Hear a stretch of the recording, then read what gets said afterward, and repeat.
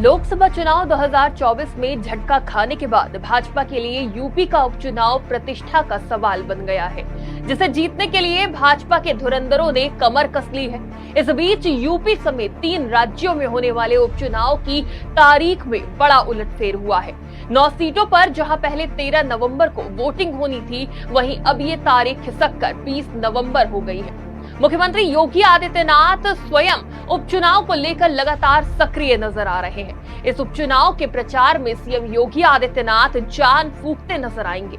मुख्यमंत्री योगी आदित्यनाथ पश्चिमी उत्तर प्रदेश से उपचुनाव का प्रचार शुरू करेंगे।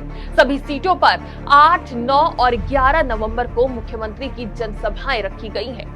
योगी आदित्यनाथ एक दिन में 3 सीटों पर जनसभाएं कर चुनाव प्रचार को और धार देंगे।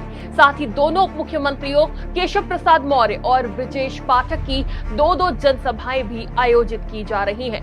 प्रदेश में फूलपुर, कठेरी, कुंदरकी, गाजियाबाद, खैर, करहल, सीसामऊ और मंझवा, मीरापुर विधानसभा सीटों पर उपचुनाव को लेकर अब 20 नवंबर को मतदान होगा।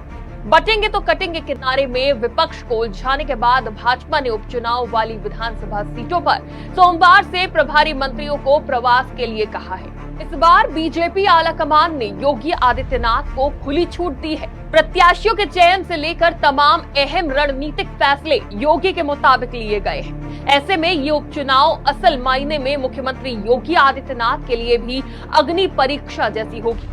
इस वक्त प्रदेश में चुनावी पारा हाई है। अब बात करें चुनावी पृष्ठभूमि यानी मुद्दों की, तो सभी राजनीतिक दल उपचुनाव में मुद्दा विहीन नजर आ रहे हैं। जमीन पर सभी के हाथ खाली हैं, पर पोस्टर वॉर जारी है।